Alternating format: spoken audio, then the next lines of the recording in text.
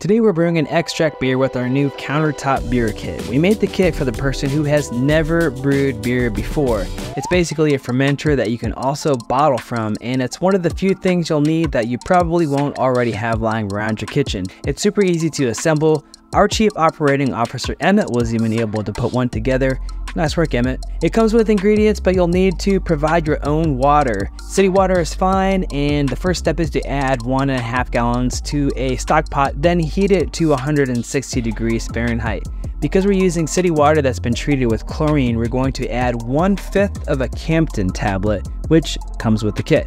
This will remove chlorine and chloramine almost instantaneously. Side note, you can use well water too, but if it smells or tastes a bit off, this will definitely transfer over to your beer, so you might want to filter it. After we hit 160 degrees Fahrenheit, we added the muslin bag containing the specialty grains to the pot, and we let it steep for 30 minutes. Pro tip, if you clip the bag to the side of the kettle, it will be easier to remove. After the 30-minute steep, turn the heat off, take the grain bag out, and stir in the 1.5 pounds of malt extract. You want to make sure you stir until the extract is fully dissolved so nothing sticks to the bottom of the pot when you start the boil, which is what you will do next. By the way, once malt has been dissolved in the water, the sugary liquid in the pot is now referred to as beer wort, or just wort. Beware that you need to be very careful at this point. We highly recommend that you don't walk away until you've established a stable boil. If you get the pot too hot too fast, you'll end up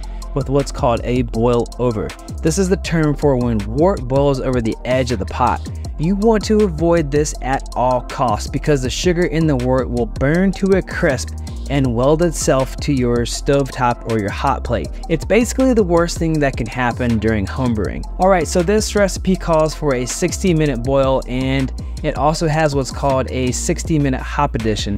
That means that as soon as your wort reaches a boil, you'll set a 60-minute timer and add the first hop addition, which is 4 grams of Citra. Citra is one of the most popular hops in American beers, and as the name suggests, it has a strong citrus profile. After you add the 60-minute hop addition, you will have 45 minutes to kill. This would be a great time to make sure your fermenter is clean and sanitized. Set aside some sanitizer from your fermenter for the lid and the airlock and dump the rest out, making sure to first run some through the spout.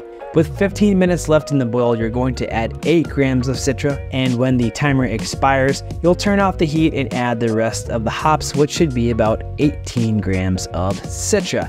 This is called a flame out addition because it happens at the same time that you cut the heat. If you don't have a scale, don't worry, just split the additions up similar to the ratios we've used here. After you add the last bit of hops to the kettle, it's time to cool the wort down to what is called yeast pitching temperature.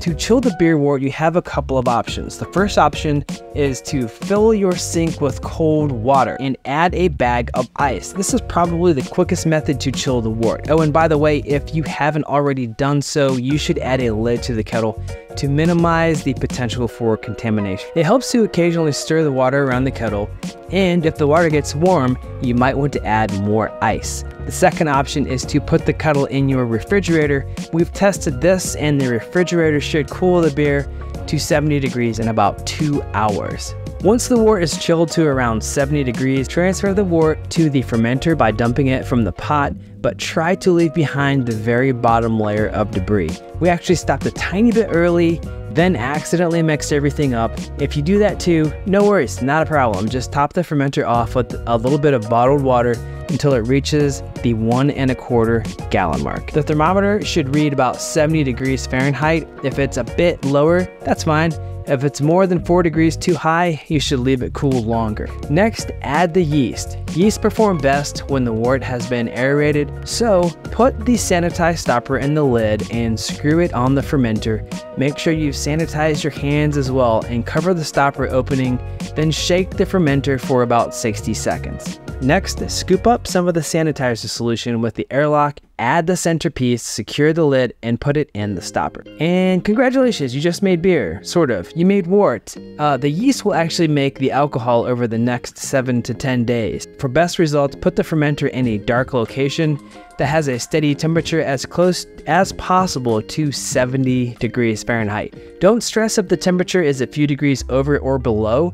The beer will be just fine, but definitely make sure it's somewhere dark or that the fermenter is covered. Ultraviolet rays in sunlight will degrade the beer pretty quickly. Here's a time lapse of what the fermentation process looks like. We actually had this in a completely dark room and we lit it with LED lights, which produce a minimal amount of UV rays. So the beer will probably be just fine. And as you can see, fermentation is pretty wild. During the last bit, the beer really brightens up a lot as fine particles fall out of suspension. Fermentation will be complete in around 2 weeks. After 2 weeks, it's time to bottle the beer. You'll need a large pot full of sanitizer solution for the bottles, a smaller bowl of sanitizer for the caps, a bottle capper, caps, and bottles. You can actually reuse non-screw top beer bottles from store-bought beer, or you can buy new bottles made for bottling. We're going to use the bottles in our bottling kit. Best practice would actually be to wash the bottles first. If your dishwasher has a sanitize option, that'd be a great choice. After the bottles are clean and dry,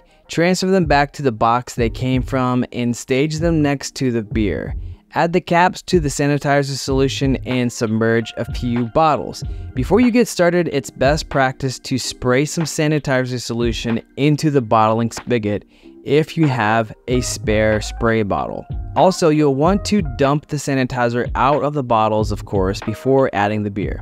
The preferred bottling method would be to add some hose to the spigot and fill the bottles from the bottom up. If using this method, you'll either need a bottle filler, which actually comes with our kit, or you'll just need to time the opening and closing of the valve properly so you don't end up with too much beer in the bottle after the hose drains. You could also fill from the top, straight from the spigot. However, we recommend against this because it could potentially oxidize the beer. The easiest way to carbonate will be to add priming sugar tablets to the bottles according to the directions. Don't add more than the directions state unless you want to make a cool beer volcano. Capping is relatively straightforward. Just do something similar to what we've done here. And once bottling is complete, transfer all of the bottles back to the box and store them at room temperature for 2 weeks before refrigerating. During this time, the yeast will eat the priming sugar and make CO2, which will carbonate the beers.